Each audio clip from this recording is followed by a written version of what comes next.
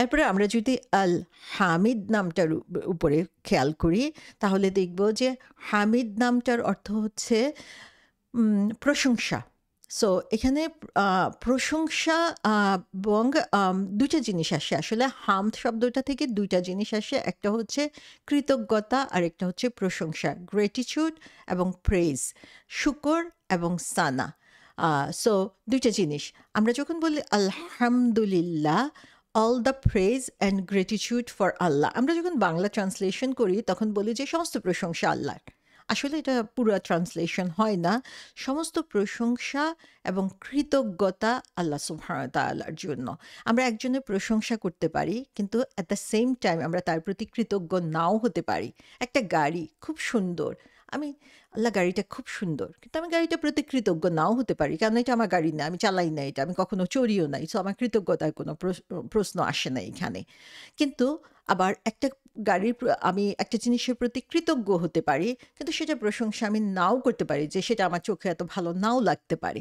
কিন্তু at the same time কোনো জিনিসের প্রশংসা এবং কৃতজ্ঞতা যখন করা হয় তখন সেটা হচ্ছে হামদ। সো হামিদ নামটার অর্থ হচ্ছে যে হামদ থেকে দুইটা জিনিস আসে, একটা হচ্ছে হামিদ আর একটা হচ্ছে মাহমুদ। সো আল্লাহ সুবহানাহু ওয়া তাআলার নাম যখন আমরা আল হামিদ বলি, সেটার মানে হচ্ছে যে যিনি হচ্ছেন এই প্রশংসা পাওয়ার দাবিদার। সো তিনি হচ্ছেন এই প্রশংসা পাওয়ার দাবি তার আছে। সো আমরা তার প্রশংসা করি আর না করি, তিনি এই প্রশংসা পাবেনই। আর মাহমুদ মানে হচ্ছে যিনি প্রশংসিত, আমরা তার প্রশংসা করতে বাধ্য, সেটাই। সো হামিদ মানে হচ্ছে যে প্রশংসার তিনি দাবিদার। সো এখানে আমরা দেখি যে আল্লাহ সুবহানাহু ওয়া তাআলাকে আমরা আল হামিদ বলি, তার কারণ হচ্ছে তার সমস্ত যত গুণাবলী রয়েছে, তিনি যা কিছু আমাদের জন্য করছেন, যত ধরনের ফেভার আমাদের উপরে তিনি করে যাচ্ছেন, আমরা দেখি আর না দেখি, বুঝি আর না বুঝি, ইন রিটার্ন আমরা তিনি আমাদের কাছে অবশ্যই আমাদের কৃতজ্ঞতা পান, অবশ্যই তিনি আমাদের প্রশংসা পান। সো এই তার আল হামিদ নামটা, যে আমরা আমাদের জন্মের আগে থেকে শুরু করে জন্মের সময়, জন্মের পরে, এখন পর্যন্ত যা কিছু পাচ্ছি, অনেক সময় আমরা বুঝিও না যে আমাদের এই জিনিসগুলো দরকার, কিন্তু আমাদের সমস্ত কিছু কন্টিনিউয়াসলি চলছে। যখন আমাদের কিডনি ফেইলিউর হয়, যারা আমরা আপনারা যদি দেখেন কোনো মানুষ যার কিডনির ডায়ালাইসিস চলছে, তার জন্মের পর থেকে সারা জীবন কিডনিটা সঠিকভাবে চলে এসেছে। কখনো সে বুঝে নাই যে কিডনি কিভাবে চলছে, কেন চলছে। কখনো ফিল করে নাই যে কোনো সমস্যা, মানে কিডনি বলে কোনো জিনিস তার বডিতে আছে এবং সেটা চলছিল, সেটা কখনো বুঝে নাই সে। কিন্তু যখন তার কিডনির ডায়ালাইসিস শুরু হলো, তখন সে বুঝে যে প্রত্যেকটা দিন তাকে কি পরিমাণ সাফারিং এর মধ্যে যেতে হচ্ছে এবং কিভাবে সেটাকে মেইনটেইন করতে হচ্ছে। এরকম প্রত্যেকটা অর্গান আমাদের শরীরের প্রত্যেক দিন, প্রতিটা সেকেন্ডে চলে যাচ্ছে, আমরা কিন্তু বুঝছি না যে কিভাবে চলছে এই জিনিসটা। সো এর প্রত্যেকটা মিনিটের জন্য, প্রত্যেকটা সেকেন্ডের জন্য যে জিনিসগুলো আমি চাই নাই, কিন্তু আমাকে আল্লাহ সুবহানাহু ওয়া তাআলা দিয়েই যাচ্ছেন, করেই যাচ্ছেন। আমি বুঝার আগে, আমি চাওয়ার আগে এবং আমি জানার আগেই এমনভাবে দিয়ে যাচ্ছেন, এবং প্রতিটা জিনিস এমনভাবে করে যাচ্ছেন যে বেস্ট অ্যাপ্লিকেবল ওয়েতে আমি পেয়ে যাচ্ছি সমস্ত কিছু। অবশ্যই তিনি আমার প্রশংসা এবং কৃতজ্ঞতা পাওয়ার তিনি দাবিদার, এবং তিনি হচ্ছেন আল হামিদ। ইন রিটার্ন তিনি আমার কাছে কি চান? আমি যদি কিছু নাও করি, তিনি কিন্তু করে যাচ্ছেন এগুলা। তো আমার কি করা উচিত সেজন্য? এট লিস্ট আমি যেটা করতে পারি সেটা হচ্ছে বিলিভ ইন হিম। যে আমি তাকে উপরে বিশ্বাস করব, তার অথরিটি মেনে নিব এবং তার প্রশংসা এবং কৃতজ্ঞতা আদায় করব। এর চেয়ে বেশি আমার কিন্তু কিছু করার নাই। এবং সে কারণেই হচ্ছে প্রতিদিন সূরা ফাতিহাতে আলহামদুলিল্লাহ দিয়ে আমি শুরু করছি। সো এই যে আল্লাহ সুবহানাহু ওয়া তাআলাকে প্রতি কৃতজ্ঞ হওয়া, আল্লাহ সুবহানাহু ওয়া তাআলার প্রশংসা করা, তাকে রিকগনাইজ করা, তার ফেভার গুলাকে অ্যাপ্রিশিয়েট করা, আলহামদুলিল্লাহ মন থেকে বলা, এই জিনিসগুলো আমাদেরকে আসলে আ শিখতে হবে এবং এটা অন্তর থেকে আসতে হবে, এবং সেই অন্তর থেকে যখন আসবে তখনই আমি আল হামিদকে চিনতে পারবো। প্রতিটা দিন যখনই একজন মানুষ মারা যাচ্ছে, আমি বলছি ইন্না লিল্লাহি ওয়া ইন্না ইলাইহি রাজিউন। বাট আমরা এটা ফিল করি না যে ইন্না লিল্লাহি, আমি আল্লাহর প্রপার্টি, ইন্না লিল্লাহি, ইনডিড আমি আল্লাহর, যে অবশ্যই আমি আল্লাহর জন্য। সো আমি যে আল্লাহর জন্য, আমি যে আল্লাহর সম্পদ, সেটাকে আমি কখনো চিন্তা করি? ওয়া ইন্না লিল্লাহ ও ইন্না ওয়া ইন্না ইলাইহি রাজিউন, এবং আমি তার কাছেই ফিরে যাব, আমাকে আবার তার কাছেই চলে যেতে হবে। আমি আল্লাহর সম্পদ, আল্লাহর সম্পদ আবার আল্লাহর কাছে ফিরে যাবে। কিন্তু আমি কি আল্লাহর সম্পদটাকে সেভাবে মেনটেন করছি? তার কাছে যেভাবে ফিরে যাওয়া উচিত সেভাবে আবার তার কাছে আমি ফিরে যাওয়ার মতো নিজেকে রেডি করে রাখছি? সো এই যে আল্লাহ সুবহানাহু ওয়া তাআলার সম্পদকে আবার ফিরিয়ে দিতে হবে, সে দায়িত্ববোধটা কি আমার মাঝে আছে? সো এই যে আল্লাহর প্রতি গ্রেটফুল হয়ে তার প্রশংসা করে তার সম্পদকে তার কাছে ফিরিয়ে দেওয়ার চেতনা, এই জিনিসটা যদি আমাদের মধ্যে থাকে, তাহলে অবশ্যই আমরা আল আজিজ আল হামিদকে আমরা অবশ্যই চিনতে পারবো এবং তার কথা স্মরণ করব। এবং শুধুমাত্র এই দুইটা নাম সঠিকভাবে বুঝার কারণে, জানার কারণে তারা তাদেরকে শাস্তি দিয়েছিল আগুনে পুড়িয়ে। আমরা এই ২ টা নাম কি চিনতে পেরেছি? আমরা এই ২ টা নাম কি বুঝতে পেরেছি? আমরা কি তাদের মতো সেই ধরনের ঈমানের পরীক্ষার সামনে পড়েছি? সুবহানাল্লাহ। তো আল্লাহ সুবহানাহু ওয়া তাআলা বলছেন যে তারা হচ্ছে এই ২ টা আল্লাহকে চিনতে পেরেছিল এবং সেই কারণেই হচ্ছে তাদেরকে সাফারিং এর মধ্যে দিয়ে যেতে হয়েছিল। তাহলে ইন শর্ট আমরা যদি দেখি, তাহলে দেখব যে তারা আল্লাহ সুবহানাহু ওয়া তাআলাকে আল আজিজ হিসাবে চিনতে পেরেছিল। সো আল আজিজের মাধ্যমে আল্লাহ সুবহানাহু ওয়া তাআলার শক্তিকে বুঝানো হচ্ছে। সো এখানে দেখানো হচ্ছে যে আম আল্লাহ সুবহানাহু ওয়া তাআলা আ আ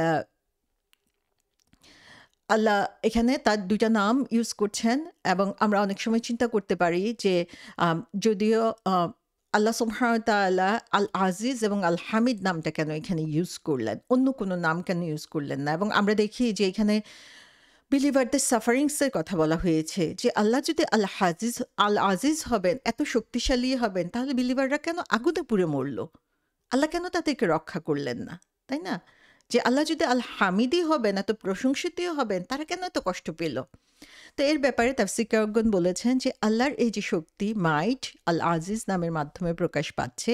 এখানে ঈমানদারদের জন্য আল্লাহ বলছেন যে আল্লাহর হচ্ছে সেই শক্তি রয়েছে যার মাধ্যমে আল্লাহ সুবহানাহু ওয়া তাআলার সে রাইট আছে, সে অধিকার রয়েছে, আ আ যে আল্লাহ সুবহানাহু ওয়া তাআলা আ যারা হচ্ছে আ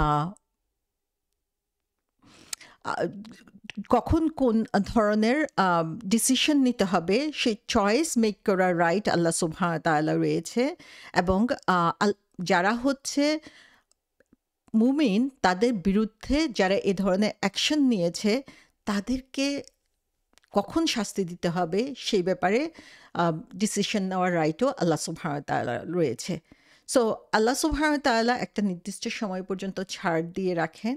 সেই শক্তি আল্লাহ সুবহানাহু ওয়া তাআলার রয়েছে। সেজন্যই তার এই অথরিটি এবং আল আজিজ নামের মাধ্যমে আল্লাহ সুবহানাহু ওয়া তাআলা সেটা প্রকাশ করেছেন। আবার আল্লাহ সুবহানাহু ওয়া তাআলা আল হামিদ নামের মাধ্যমে প্রকাশ করেছেন। বিলিভারদেরকে তিনি বলছেন যে তিনি আ তাদেরকে স্মরণ করিয়ে দিচ্ছেন যে, যেকোনো পরিস্থিতিতেই তুমি থাকো না কেন, তোমাকে আল্লাহ সুবহানাহু ওয়া তাআলার আ প্রশংসা করতেই হবে। কারণ আমরা যেকোনো পরিস্থিতিতেই থাকি না কেন, প্রতিটা সেকেন্ডেই কিন্তু কষ্টের মধ্যে থাকলেও সেই সময় আল্লাহ সুবহানাহু ওয়া তাআলার নিয়ামতগুলো উপভোগ করেই কষ্টের মধ্যে আছি আমরা। সো আল্লাহ সুবহানাহু ওয়া তাআলা আমাদেরকে স্মরণ করিয়ে দিচ্ছেন যে আমরা কষ্টের মধ্যে দিয়ে যখন যাই, তখন শয়তান এসে আমাদের সামনে হুইসপার করতে থাকে যে আমাদের ঈমানকে দুর্বল করে দেওয়ার জন্য। আমাদেরকে বারবার বলতে থাকে যে তোমার দেখো, তোমার আল্লাহ তোমাকে রক্ষা করে নাই। তোমার এই বিপদের মধ্যে তোমাকে ফেলেছে। এই কষ্টের মধ্যে দিয়ে তুমি যাচ্ছ। তোমার কাছে কেউ নাই। তো শয়তান তখন আমাদের ঈমানকে দুর্বল করার জন্য বারবার আক্রমণ করতে থাকে। কিন্তু আল্লাহ সুবহানাহু ওয়া তাআলা আমাদেরকে মনে করিয়ে দিচ্ছেন যে আল্লাহ হচ্ছেন আল আজিজ, আল্লাহ হচ্ছেন আল হামিদ, আল্লাহ হ্যাজ অল দ্য অথরিটি, যে তোমার কখন কোন জিনিস করতে হবে এবং সমস্ত কিছুর কন্ট্রোল আল্লাহ সুবহানাহু ওয়া তাআলার হাতে রয়েছে। আল্লাহ ইচ্ছে করলে এই আগুনকে নিভিয়ে দিতে পারতেন, যেমনটা তিনি করেছিলেন ইব্রাহিম আলাইহিসসালামের জন্য। কিন্তু অবশ্যই আল্লাহ সুবহানাহু ওয়া তাআলার একটা উইজডম রয়েছে, একটা প্রজ্ঞা রয়েছে কেন তিনি সেটা করেন নাই। এবং সেজন্য আমরা দেখি যে প্রায়ই বলা হয়ে থাকে যে why bad things happen to Muslims. যে খারাপ জিনিসগুলো কেন মুসলমানদের জন্য ঘটে। আমরা যখন গত ২ বছর ১ বছরের উপর ধরে দেখছি যে প্যালেস্টাইনে একটার পর একটা ঘটনা ঘটেই যাচ্ছে এবং এক নাগাড়ে এরকম চরম কষ্টের মধ্যে দিয়ে যাচ্ছে। আমরা যখন মায়ানমারে, কাশ্মীরে দেখি, সিরিয়াতে দেখি যে একের পর এক মুসলমানরা কষ্টের মধ্যে দিয়ে যাচ্ছে, তখন আমরা চিন্তা করি যে কেন মুসলমানদের উপরে এত কষ্ট আসে? কেন সমস্ত খারাপ কিছু মুসলমানদের জন্য ঘটে? তো বলা হয়েছে যে bad things don't happen to Muslim, যে আসলে মুসলমানদের জন্য খারাপ কিছু ঘটে না, মুসলমানদের জন্য যা ঘটে তাই ভালো, তাই তাদের জন্য উত্তম। কারণ আমরা জানি একটা হাদিসে বলা হয়েছে যে বিলিভারদের জন্য, ইমানদারদের জন্য সমস্ত কিছুই ভালো। যখন ভালো কিছু হয় তখন সে আলহামদুলিল্লাহ বলে, সেটা তার জন্য উত্তম। যখন খারাপ কিছু হয় তখন সে ধৈর্য ধারণ করে, তখন সেটা তার জন্য উত্তম। সো এই যে ইমান, এই যে বিলিভ, যে যা কিছু ঘটে সেটা আল আজিজ কন্ট্রোল করছেন, আল হামিদ আমাকে দেখছেন, আমার জন্য সমস্ত কিছু আহ, প্রশংসনীয়, তিনি যা কিছু করছেন সমস্ত কিছুর জন্য তিনি প্রশংসার দাবিদার, সেটাই হচ্ছে আমার বিশ্বাসকে হচ্ছে আরও মজবুত করে দিবে। সো আল হামিদ হচ্ছেন ডিজার্ভস টু বি প্রেজড, তিনি ডিজার্ভ করেন প্রশংসিত হওয়ার জন্য।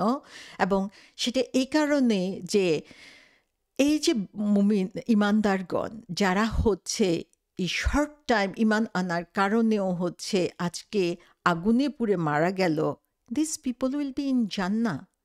কিসের জন্য তারা জান্নাতে যাচ্ছে? তারা কি করেছে? তারা কি নামাজ পড়েছিল? তারা কি কোরআন পড়েছিল? তারা কি ভালো কাজ করার সুযোগ পেয়েছিল? কিছুই না। For just few moments of believe তাদেরকে আল্লাহ সুবহানাহু ওয়া তাআলা জান্নাতে নিয়ে যাবেন। সো আল্লাহ সুবহানাহু ওয়া তাআলা হচ্ছেন আল হামিদ, he deserves to be praised. So Allah সুবহানাহু ওয়া তাআলা তার যে পাওয়ার, তার যে ক্ষমতা, তার যে অথরিটি, সেগুলো সহ তার যে গুণাবলী রয়েছে, সেই সমস্ত কিছু নিয়ে তিনি ডিমান্ডস করেন আমাদের প্রশংসা, আমাদের কৃতজ্ঞতা। সো এখান থেকে আমরা দেখি যে আল্লাহ সুবহানাহু ওয়া তাআলা আমাদেরকে যে গ্রেট লেসনস দিচ্ছেন, সেই লেসনটা হচ্ছে যে তিনি আল আজিজ আল হামিদ। তবে আমি এই আয়াতটা শেষ করতে চাচ্ছি বিশেষ একটা লেসন দিয়ে। সেই লেসনটা হচ্ছে যে এই আয়াতের মধ্যে যে জিনিসটা মূল ফোকাস আমার কাছে মনে হয়েছে, সেটা হচ্ছে যে আল্লাহ সুবহানাহু ওয়া তাআলা এখানে বলছেন যে তাদের একটাই অপরাধ ছিল, তাদের বড় কোনো অপরাধ ছিল না, যে কারণে হচ্ছে তাদেরকে এমন কঠিন কষ্টের মধ্য দিয়ে, শাস্তির মধ্য দিয়ে, এমন আহ, আগুনে পুড়ে মারার মতো আহ, আহ, কঠিন একটা পরিস্থিতির মধ্য দিয়ে তাদেরকে এই দুনিয়া ত্যাগ করতে হয়েছিল। সেটা হচ্ছে তারা ইমান এনেছিল আল্লাহর প্রতি, আল আজিজ আল হামিদের প্রতি। তাহলে এই যে আহ, ইমান আনা, মুমিন হওয়া, সেটাই হচ্ছে তাদের আহ, একমাত্র অপরাধ ছিল। সো এই ইমান আনাটা কেন তাদের জন্য অপরাধ ছিল? তাহলে ইমান আনাটা আসলে কি জিনিস? সেই জিনিসটা আমরা যদি একটু ভালো করে জানি, তাহলে দেখা যাবে যে আমরা আমাদের ইমানকে ঝালাই করে নিতে পারবো, যে আমাদের ইমান কতটুকু মজবুত, এবং সে অনুযায়ী আমরা নিজেদেরকে প্রশ্ন করতে পারবো যে আজকে আমাদের ইমানের কোন লেভেলের মধ্যে আমরা রয়েছি, এবং সে অনুযায়ী আমরা চিন্তা করতে পারবো যে আমাদের ইমানকে আরও কতটুকু শানিত করতে হবে। তাহলে আমরাও হচ্ছে পরবর্তীতে আল্লাহ সুবহানাহু ওয়া তাআলা যে জান্নাতের সুসংবাদ দিয়েছেন, সে জান্নাতের জন্য নিজেদেরকে কতটুকু প্রস্তুত করতে পারছি।